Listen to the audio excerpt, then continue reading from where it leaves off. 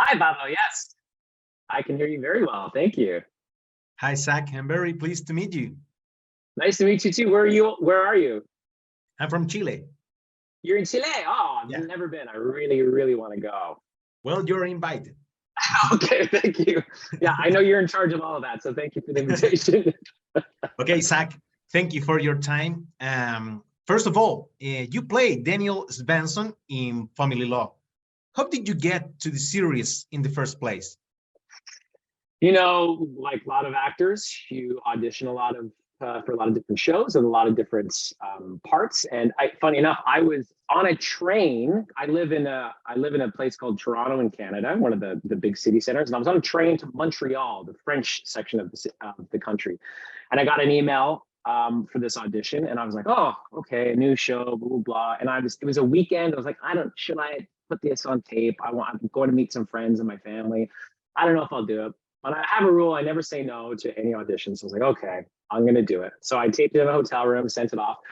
And in the course of the next couple of weeks, I was, just testing for it. I really loved the scripts and I loved the sides that they sent to me. And so I was like, I have to do this because I love how smart it is. The writing is very smart. I love the humor in it. I thought Daniel was such an interesting guy, both very laser sharp and smart, but also a sense of there's a funniness about him that he's not trying to be funny, but I think he's very funny in his somewhat awkwardness and lack of sense of humor.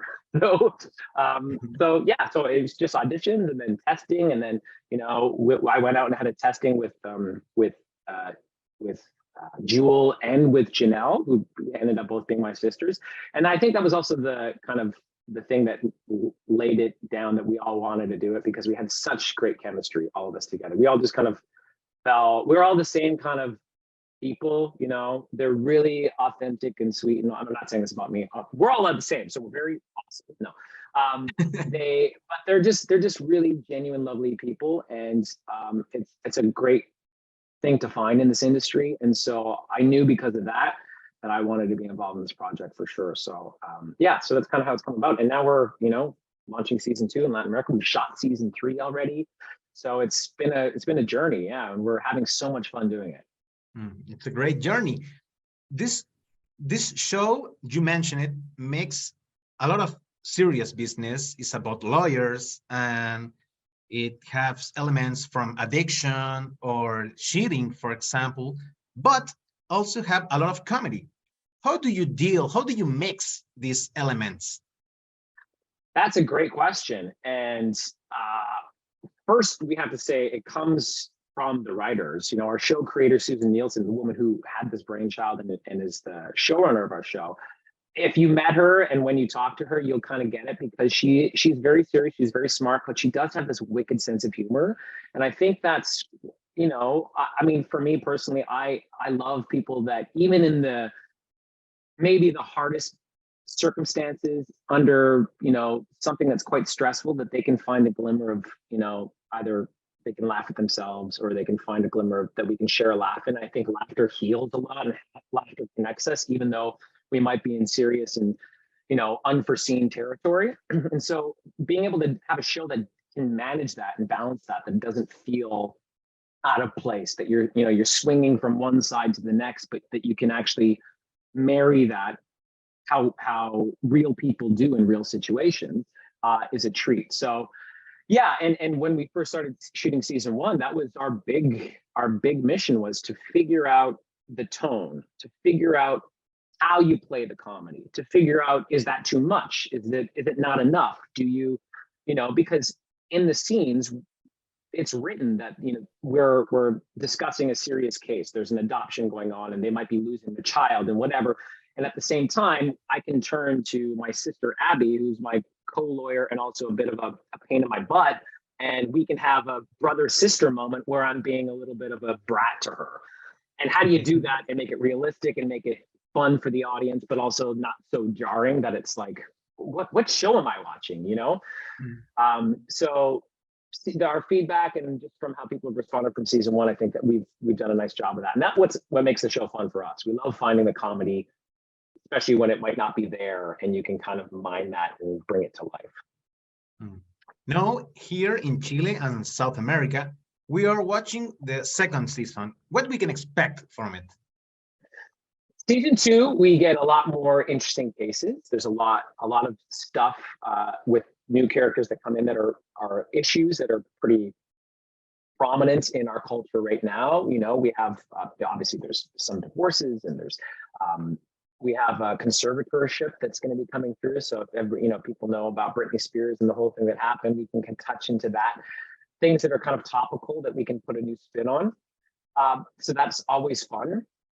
The thing that really drives the show, I think, is the family dynamic, though, of the main characters and so you really get more invested in that. The relationships, my relationships with my sisters and my father get more complicated. Daniel now becomes, as you know, at the end of season 1, has become a partner. So what does that mean in his dynamic with his father? Both there's an awe to his dad, but also now there's more of a competition of who's really running the show and who's in charge here.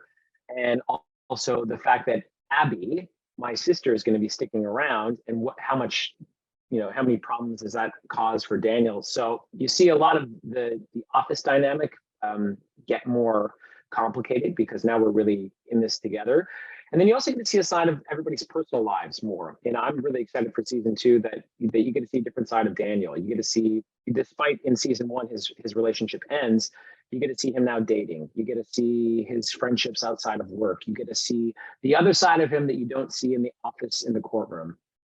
And that was really fun to kind of bring to the table for him. And I think it balances that out. People want to see that. You know, audiences are smart. And they've seen a lot of television. And television now, we want complicated stories. We want complicated characters that are not just so one-sided in this. That's the person who's this, or that's the person who's that. But people are a lot of different things and a lot of different situations. And so we get to see that on our show. There's any element of Zach from you, the person, in this character? Oh, there's so much. And it'd be very funny because, you know, if you had to ask Jewel or Janelle that, my sisters, they would love to answer that question because they make fun of me that I turn more and more and more into Daniel as the episodes go on and as the seasons go on. Like, oh, that was very Daniel. I'm like, I love Daniel. I think he's a really interesting character. Yes, I'm probably as I'm quite type A. I'm very focused, very driven. I take competition seriously. I want to do my best. So that drive that Daniel has, that needing to do his best, and it comes, you know, I easily can tap into that. I think the funny thing about Daniel is that he can't take himself too seriously. He kind of lacks a sense of humor in a weird way, and I just find that so funny. I think it's just so interesting because for me, I'm pretty laid back when it comes to that, and I can laugh at myself a lot, and I do. So I really like that part of it. And you know, I'm really close with my siblings. I'm really, you know, my whole family is very close and connected. So that whole distance and the kind of new territory with siblings is so new to me that I don't really I understand it. I've seen it with lots of friends and other people. But that's really fun. How would that be if I wasn't, you know, I couldn't communicate with my sister, or I don't even want my sister around right now, or all that stuff is fascinating for me to kind of figure out because that's pretty far away from my real life. And what about your partners? How is it to work with Jewel, with Janelle, and Victor Garber? He's a legend, right? Yes. It couldn't be any better if we tried. It is so much fun. We have, you know, a lot of people say this, you know, it was a great project to work on, all that. We genuinely love showing up to work every day. Like when we shoot for 4.5 months, you know, 14 hours a day, it's a joy. Sometimes when you work on projects, it can get tired and you can get, like, you know, exhausted.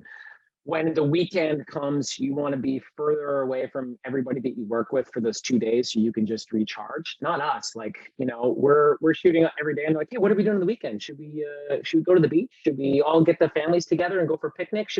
Victor, do you want to go for dinner? Like, it's kind of sickly how much we love each other, and it's a bit of a joke now because it's so much fun. We have natural chemistry, all of us, and we like being around each other. And I think that just helps fuel the show too. You know, we have a kind of a rule on our show because of what we started, where we love being there. We're all very positive in wanting to do the work, and we love being around each other and joking around.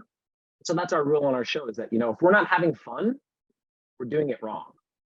Like, this work should be fun. It can be challenging, it can be difficult, but it should be fun.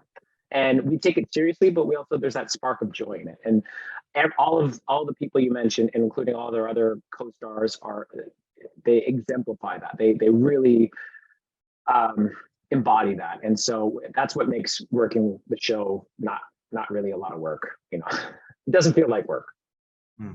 Yeah, right. I have a lot of questions, but I don't have too much time. So I just wanted to finish with your career. You were on a lot of TV shows, and you were like in Cardinal and The Expanse. Yeah. What have you learned through all these years? Well, the thing, Pablo, I've learned the most is that I just keep learning as you go. You know, one project to the next, you'll always, you never arrive at the thing. Even Victor Garber, as you mentioned, who's so well, you know, storied in his career, he has so many projects and stuff. He's always learning, and he's always finding new things within his craft. And he's, you know, he's a little older, just a few years older than I am. Please tell him I said that. Just a couple of years older than how I am. He'll appreciate that. Every show, every project, there's something new to investigate for yourself, whether it's the content. You know, Cardinal as a detective show is pretty dark. There's a lot of, it's a heavy show, but my co-stars and the circumstances that we shot under, I learn a lot, both just how to be a lead actor on that, how much work it takes to show up and be prepared. You know, The Expanse is a show that's a huge budget show, and you're on crazy sets and you're doing massive, you know, there's explosions and there's spaceships crashing and stuff like that. Well, you got to figure out, okay, we get one take of this. So you need to be laser focused, and you need to, you know exactly what you're going to do, because there's going to be 7 cameras shooting, and they're all like all these different projects allow yourself to grow as an actor and to go, okay, I've been here before. I know what I'm doing. So if you trust in the process of that, you'll be okay. But also, there's so much to learn in specific situations where, you know, if I'm doing a family law, if I'm doing a courtroom scene and we're shooting that scene all day, you know, how do you keep that fresh and real and the language clear? Because a lot of the language, I mean, I don't even understand. You know, I have to look up, like, what does that mean? Okay, what am I actually saying in law terms? And how do you make it relatable to the audience so they understand? And that's fun. You know, then that's like a focus on language. That's a focus on really telling the story and making it clear for people, even though they might not know what you're actually saying. And so there's always, every day, there's those little things of, I'm going to learn something new, and I'm also going to play in it. And it's about having that freedom of both, like not taking yourself seriously and honoring the work, you know, not to sound cheesy, but honoring what you're doing. Like there's something for you to learn from this. And I only hope to get better. I only hope to learn a lot more from every project that I do and every episode that we shoot for this show.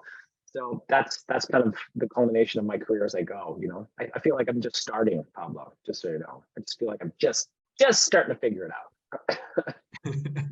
Well, Zach, I thank you again for your time. I hope you a lot of luck. I wish you a lot of luck, and I hope we can talk each other again. I hope so too. I'm coming to Chile, so I'm going to come find you. Yeah. And yeah. Thank you so much for your time and your wonderful questions. I appreciate it. Thank you. Take care. Thank you.